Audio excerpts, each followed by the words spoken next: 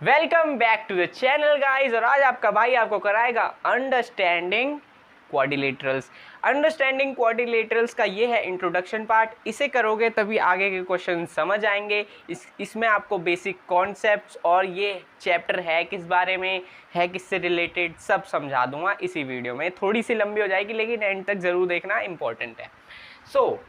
इसमें हमारा पहला कॉन्सेप्ट क्या है? Plane curve. प्लेन कर्व के होते हैं दो पार्ट, ओपन और क्लोज्ड कर्व।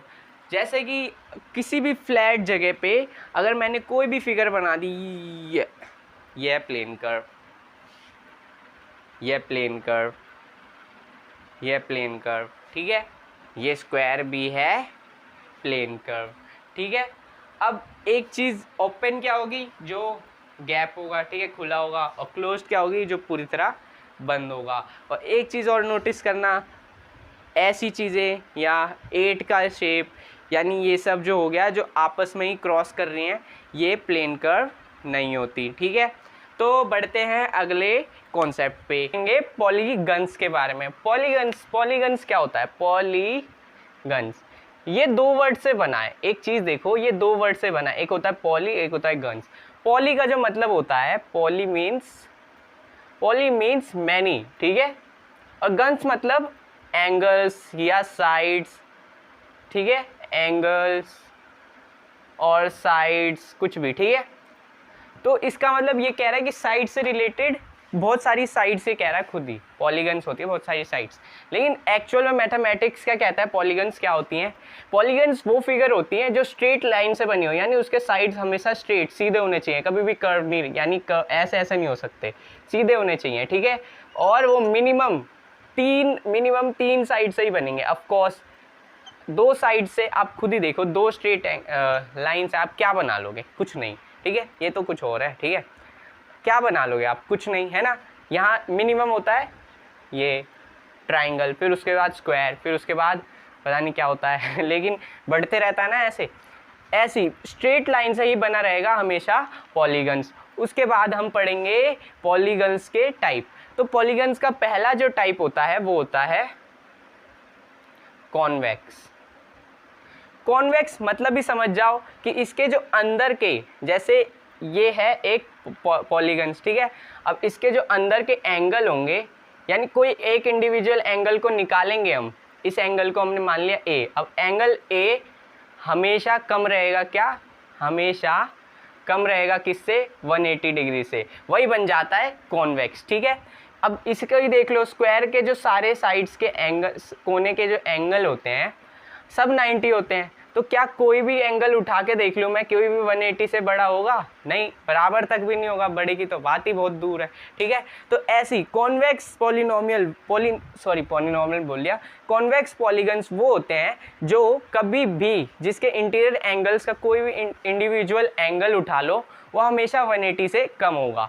और एक टाइप और होता है जिसे हम कहते हैं कनकेव। केव यानी गुफा, मतलब इसको हम बिना ऐसे गुफा जैसे बना ही नहीं सकते। जैसे कि कोई भी साइड ले लो, ऐसे ले लो, ऐसे कर दिया मैंने, जो एरो का होता है ना, तीर का, अब मैंने तीर का ये बना दिया, ठीक है। ये है तो स्ट्रेट लाइन से ही सारे, मतलब मेरे से नहीं बना लेकिन है स्ट्रेट लाइन से, ठीक है। अब क्या ये एंगल है, ये एंगल है, ये भी एंगल है, ये भी एंगल है, ये भी एंगल है, क्या ये भी एंगल है? हाँ। और क्या ये 180 से ज़्यादा है? हाँ। तो कनकेव पॉलीगन्स में एक ना एक जो एंगल होगा वो होगा 180 से ज़्यादा। यानी ये एंगल अगर मैं मान लूँ इसको C, तो एंगल C जो है वो किससे बड़ा है? 180 डिग्री से ही। समझ गए? मतलब कॉन्वेक्स क्या होता है? उसके सारे एंगल्स 180 से कम होते हैं। और कनकेव में क्या होता है? एक ना एक एंगल हमेशा 180 से कम होगा। अब आगे बढ़ते हैं आगे के कॉन्सेप्ट्स। अब बात करते हैं हम रेगुलर और इरेगुलर पॉलीगन्स की, ठीक है। रेगुलर क्या होता है? Regular polygons. नाउ इसमें एक चीज़ ध्यान से देखना कि ना, कोई भी जो इसमें जो ये जो फिगर होती है इनकी, रेगुलर पॉलीगन की, इसके सारे साइड्स जो होते हैं वो इक्वल, यानी कि स्क्वायर के सारे साइड्स इक्वल रहते हैं, तो वो हो गया रेगुलर पॉलीगन, और क्या होगा, इक्विलेटरल ट्राइंगल, ये सब हो गए रेगुलर पॉलीगन। और इर्रेगुलर पॉलीगन इसका सीधा अपोजिट होता है, यानी इससे वर्सेस करता, लड़ाई करता है और बोलता है भाई हम तो टेढ़े मेढ़े, मतलब टेढ़े मेढ़े नहीं, हमारे जो साइड्स होंगे वो तो भाई बराबर नहीं होंगे, जैसे, हाँ ठीक है, तो वही समझ गए ना क्या कह रहा हूँ। सेम उल्टा, जैसे पॉलीगन्स के सारे साइड्स इक्वल होते हैं, वैसे इसके साइड्स अनइक्वल। जैसे इक्विलेटरल ट्राइंगल कैसे होगा, ऐसे होगा जिसके सारे साइड्स इक्वल होंगे, लेकिन इसका ऐसा हो सकता है, ऐसे ऐसे। क्या इसका इक्वल है कोई साइड्स? नहीं ना, लेकिन ये है एक पॉलीगन, तो इसे क्या कहेंगे, इर्रेगुलर पॉलीगन। बढ़ते हैं अगले कॉन्सेप्ट पे। अगला कॉन्सेप्ट भी अपना बहुत ही सिंपल है। तो क्या बोल रहा है ये, the sum of line measure of the external angle of any polygons is 360। यानी ये कह रहा है कि किसी भी पॉलीगन्स का, किसी भी पॉलीगन का जो एक्सटीरियर एंगल बनेगा जब सीधी लाइन खींच के, ठीक है, तो उसका सम होगा, जो सारे वर्टेक्स से जो निकाल के जो एंगल बनाएंगे हम एक्सटीरियर एंगल, उसका सम होगा 360। तो मैं आपको एक एग्जांपल देता हूँ, जैसे कि कोई भी ट्राइंगल हो गया, ट्राइंगल, ठीक है, इक्विलेटरल ट्राइंगल मान लो, इससे आपको आसानी होगी, ठीक है। इक्विलेटरल के जो अंदर के सारे साइड्स होते हैं वो होते हैं 60-60, ठीक है। अब मैं इसको ऐसे यहाँ बढ़ा दिया, इसको मैंने ऐसे यहाँ बढ़ा दिया, और इसको यहाँ ऐसे बढ़ा दिया, ठीक है। क्या ये जो स्ट्रेट लाइन बन रही है यहाँ पे 60 है, तो यहाँ कितना हो जाएगा 120, ठीक है।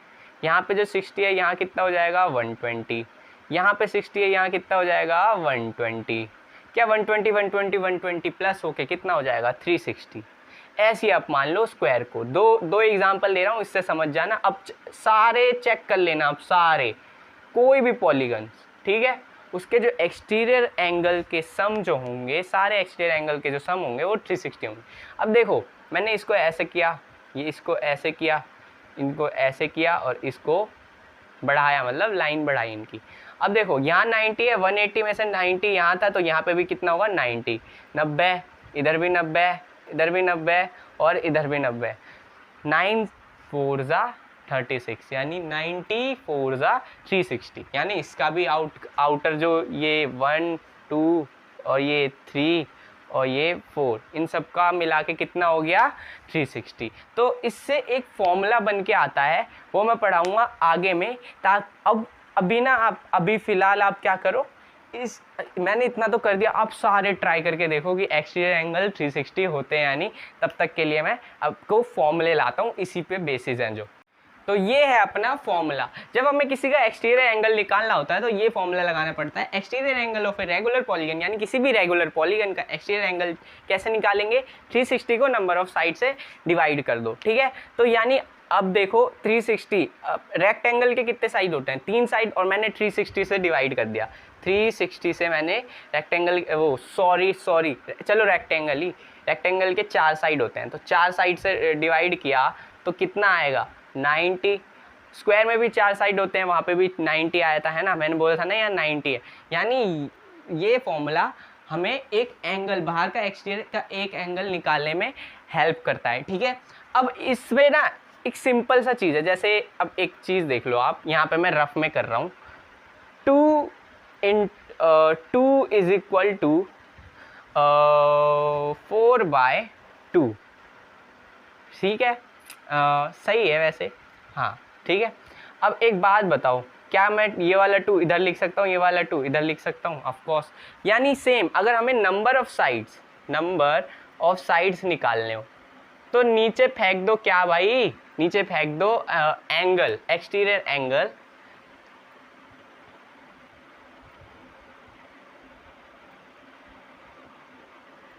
और ऊपर क्या रखो 360।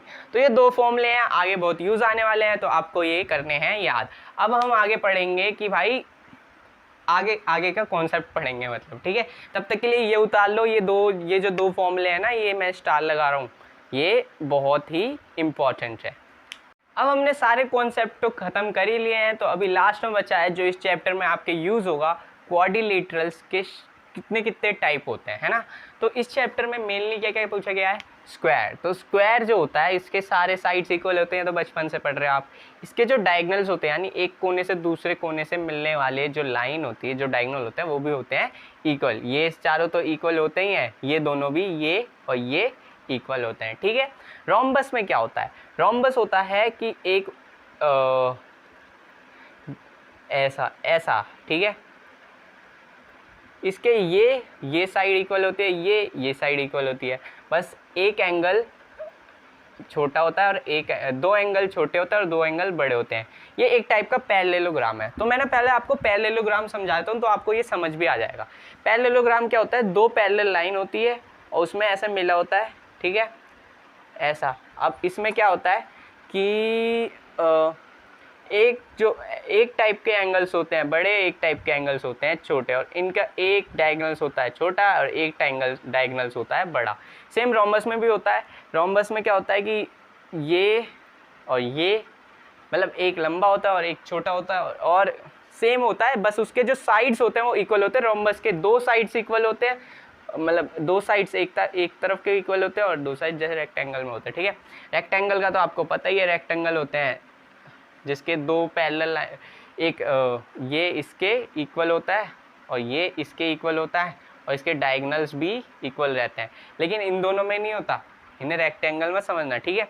और काइट क्या होता है, जिसके ऊपर की साइड होती है मतलब इक्वल और नीचे की साइड होती है इक्वल। पतंग तो उड़ाया ही होगा। और रोम्बस भी अलग अलग होते हैं इनके, ठीक है, मतलब रोम्बस नहीं, सॉरी, डायगोनल्स भी अलग अलग होते हैं। ट्रेपीजियम में दो पैरेलल लाइन होते हैं, लेकिन ऊपर कोई सा भी एक छोटा होता है और एक होता है बड़ा, उसे कहते हैं ट्रेपीजियम। इसके भी रोम्बस जो होते हैं वो कोई भी इक्वल भी हो सकते हैं, अनइक्वल भी हो सकते हैं, वो डिपेंड करता है कैसा है ट्रेपीजियम। तो आपने इस चैप्टर का पूरा बेसिक ख़त्म ही कर दिया है। मैंने इसमें वर्ड्स में नहीं, मैंने आपको समझाने पे ज़्यादा जोर डाला है, वर्ड्स मतलब लिखने विखने ज़्यादा करा नहीं है, मैंने फॉर्मूले लिखवाए हैं बस। तो इस वीडियो को ढंग से देख लो, एक बार समझ लो कॉन्सेप्ट है क्या, फिर हम कल से करेंगे एक्सरसाइज। तब तक के लिए जय श्री राम और बाय बाय।